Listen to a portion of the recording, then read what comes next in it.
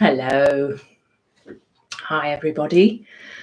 It's Jules Chabot here, Celtic wildlife artist, and it's very, very, very windy here today, which I believe is the tail end of the hurricanes that have rippled their way windily across from the United States and have hit our mainland today. And got a beautiful ash tree just right outside my studio window in the field. In fact, thankfully there was nobody in the field, but a huge branch at some point has snapped off the off this beautiful tree and is in the field now.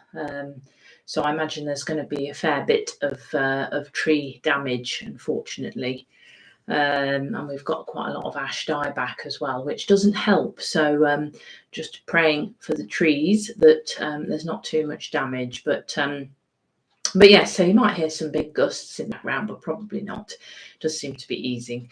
So I hope you're well. Morning, Susie. Always lovely to have you here. Susie says, woohoo! And we're celebrating fly wisdom today, which for many of us might be a bit of a challenge, but I like to give you a challenge and to think about, are we willing to open our minds up to the beautiful nature of all species, even when we as humans, and we look from our human perspective predominantly, don't necessarily like some of the aspects of the impact of some species. And in fact, unfortunately, we're quite intolerant to an awful lot of species. So I'm going to encourage you and invite you to suspend your current belief about flies, and just open up to hearing, to listening, to feeling into who they are, why they're here, and what we can learn from understanding their perspective on the world a bit more.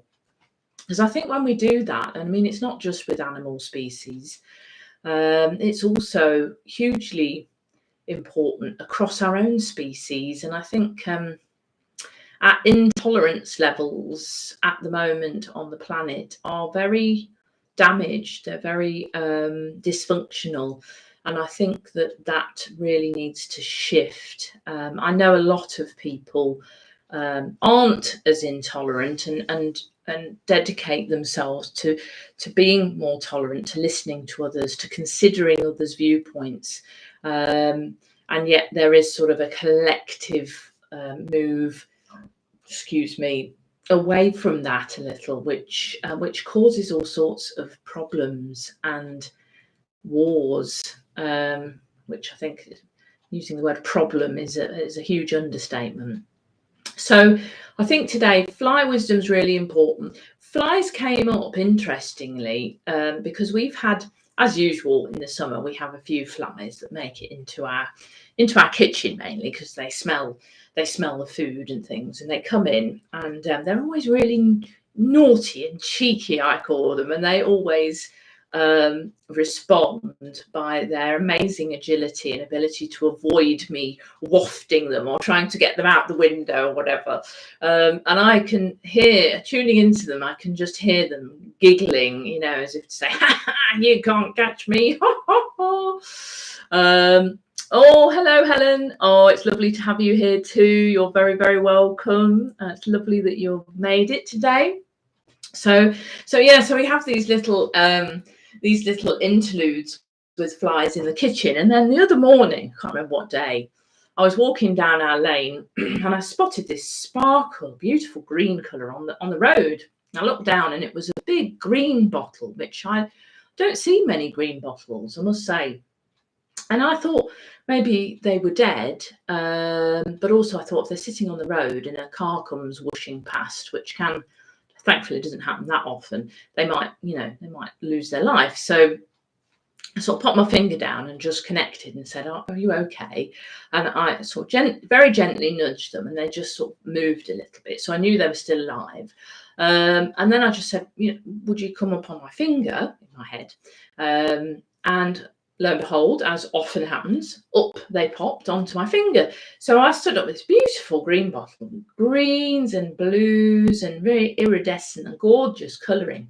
And I just had a little chat, as you do, and asked them what they were doing, and they said they were just enjoying a bit of sunshine, warmth from the road, and they also said to me, did they say, I wrote it down, there's magic and beauty everywhere. And I thought that was really beautiful, and I thought that was really important.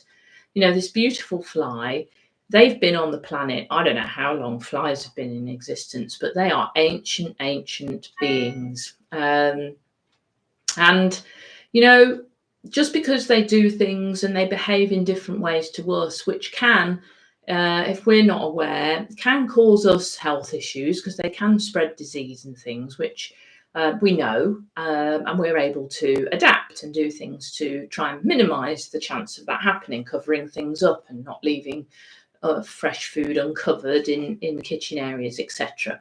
But our generalised tendency is to just want to kill them, get rid of them, and to generally throw hate their way and do whatever we can. Or some awful ways of killing flies, which I won't go into. So this beautiful fly, once we'd had our little chat, off they flew, and it was wonderful. And I thought, wow, that's just such a lovely interaction. And yeah, so I was thinking flies, and then I can't remember how it happened, Susie, but I happened to mention flies, or you did, and I think you did, and then I thought, oh, that's it, it's got to be fly wisdom this week. So so that was a call. So I've made a few notes, and then I'm going to read the message that I received from flies a few years ago, from my book, which I mentioned last week as well, The Purpose of Species, so that you can hear directly from their collective as well, which is really interesting. Susie's sharing, yeah, a really important point. Strong immune systems and need germs to function. So again, there's no, you know, again, humans have tended to say we need to kill all germs, and we need to constantly be battling and warring against germs so that we're okay.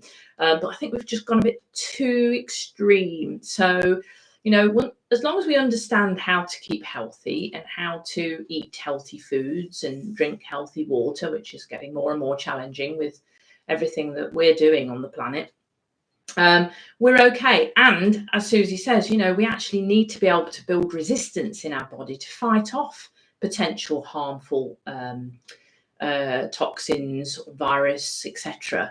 So, you know, it all depends on how you look at it. But I think often when we vent anger in this way at anyone, any species, it's normally because there's unresolved anger within ourselves that we need to sit with and understand and release and let go of, and, you know, change our lives potentially so that we are living more in balance. So let's go on to fly wisdom, because I'm getting on my soapbox as usual. All comes back to the same thing, doesn't it? Balanced living.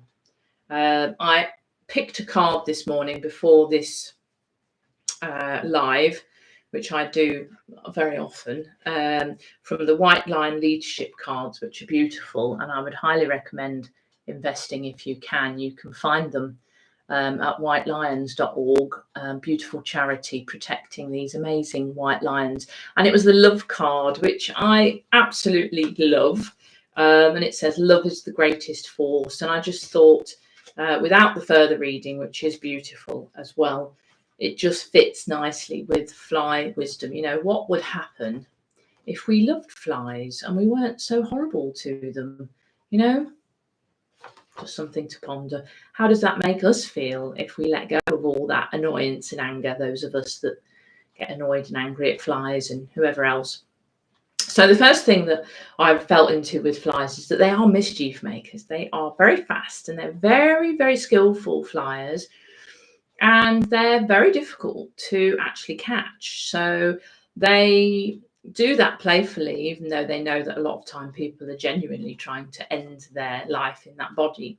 And the Egyptians actually revered the fly, and they held them as a symbol of bravery and valor. So I find that fascinating. The Egyptians are to me, a lot of their ancient wisdom is so in alignment with nature and with the way of things, the way of all life. And I love that, the idea that they have to be brave because they do have so many enemies, poor beings.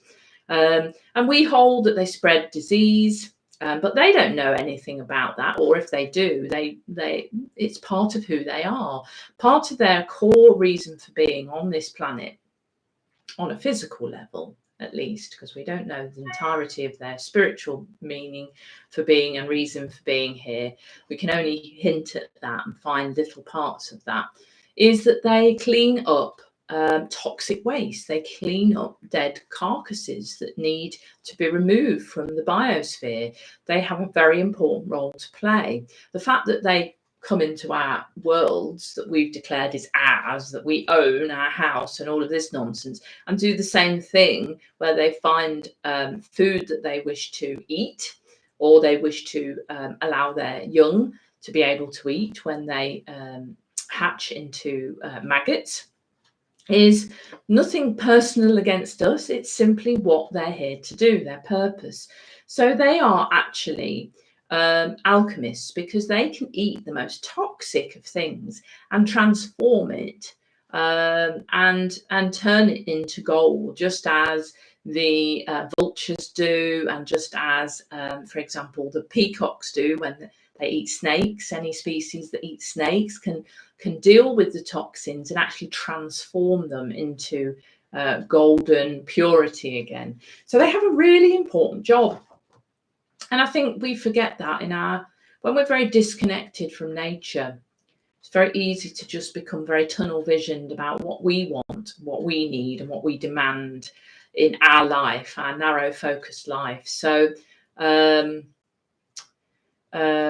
Susie's saying, wow, I never thought about them as being ancient, much less valorous. So cool. Yeah, it's fascinating, isn't it? And yes, she says they are cleanup agents. And she's very interested in waste management. So yeah, so when you start to think about it from a different perspective, from their perspective, from the world's perspective, you see that every species, no matter how much they might potentially cause us pain or illness, they still have a divine purpose and a reason for being here. So also, if you start to notice that you're getting irritated by flies are turning up, they're landing on you. I have flies all the time come and sit on me, and I just have a little chat with them. And generally it's because they want the warmth and they just like to sit there, especially if you're sitting in the sun. And they're very chatty little beings when you stop the internal chatter and just tune in. And they can bring an awareness of where we're maybe holding on to toxins within us, as I mentioned before. So being aware of why is this toxicity here, and how can I transform that and turn that into something much more positive and beneficial in my life. And it's also a very big message. I think I called this, are you willing to tolerate tolerance, which is a little play on words. But this whole idea of tolerance in the world, especially from humans, because the animals are so good at it. They have their boundaries, they have their natural laws that will, be adhered to. But they are very, very much more tolerant than a lot of humans. So, pondering tolerance and how we can learn to have our boundaries. I'm not talking about being walked over or allowing others to do as they please, but that we have tolerance to things like something that annoys us. We decide to allow it to annoy us. What's that all about, and how can we release that? So there you go. So that's sort of a top level. It's quite deep stuff, really, when you think about it. I've got this amazing macro photograph of a fly, which a lot of people go ooh when they see it. But let me just say who took the photograph of that.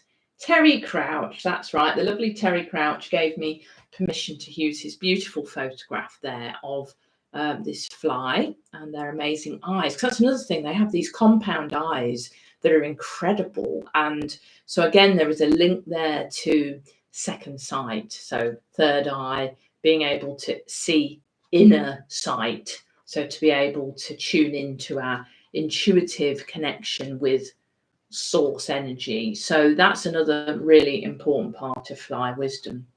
So I'm going to read their message, which I don't know if you can see that very well. It's quite a little one, but very important message. So have a listen. Our purpose is divine, just as yours is. Can you comprehend this? We are placed here to do many things. All are important, valuable, and of significance. What are your views, beliefs about flies? Where do these views and beliefs come from? We see much more than you would imagine. We see deep into your creations, deep into the world of illusion. We fly about. We observe much. We have the fly on the wall perspective, as you so aptly name it. What do you think we observe of humanity? Have you ever even considered that we would have a view? If you have, you are of a minority. We are mostly loathed, hated. Most try to kill us, swat us, or trap us to kill us. We are looked upon as filthy, dirty insects that spread disease. Can you imagine what it is like to be treated this way by giant beings all around us? You have, through history, treated each other in this way, which is quite shocking to us. We can offer you the gift of tolerance. If you would engage us in respectful interaction, if you would send us love rather than hate, if you would ask for what you'd like us to do with love and no attachment, you will be amazed. We are souls in insects' bodies. We are here for a purpose too. We also clean up rotting flesh. We clear away harmful, decomposing meat. We do it in ways that you have been conditioned to be repulsed by. This is just conditioning. We do things differently to you. This does not require prejudice and hate, violence and domination. What would your life be like if you and all humans treated flies as equals with love and respect? All life with love and respect, respecting difference, tolerating others' ways and purposes, loving the souls regardless of the physical form. Can you imagine this? We encourage you to, often. Thank you. Very polite as well. So isn't that beautiful? I love their message. And I think that we do have a lot to ponder on their wisdom. So there you are. If you have any questions around that, I mean, I'm certainly not able to answer all fly related questions because I only have a small amount of understanding of who they are. But yeah, I'd love to hear from you. As always, you can comment here or you can hop over to my website at juleschabot.com and send me a message over there. Next week, I will be back, all being well, 10 a.m. UK time, Friday, which is the 30th of August, almost into September, my goodness. So I hope you'll be able to join me then, or tune into the recording, which will always be up here shortly after the live. So whichever way, thank you for listening. Thank you for opening your minds. Thank you for being here. Susie, Helen, thank you for your lovely connection live here. And I look forward to seeing you all very soon. Oh, Helen's saying, thanks, Jules. I'll stop swatting. Brilliant. Yeah, just notice what happens when you stop because, you know, often they will attend you more when you're swatting. I don't know if you've noticed that. But if you actually imagine, what I do is I imagine an energy bubble around me. And I ask the flies to stay outside of that energy bubble. Now, they don't always listen because it's just like asking a friend to do something and they choose to do something else. But more often than not, they do stay away and respect. So, you know, with respect comes respect. So have a play with that, have a ponder, think about tolerance and think about releasing toxicity in your life. And I wish you a beautiful weekend. Those of us in the UK, we've got an extra day. We've got a bank holiday weekend. So enjoy whatever you're up to, and sending you lots of love. Take care for now. Bye.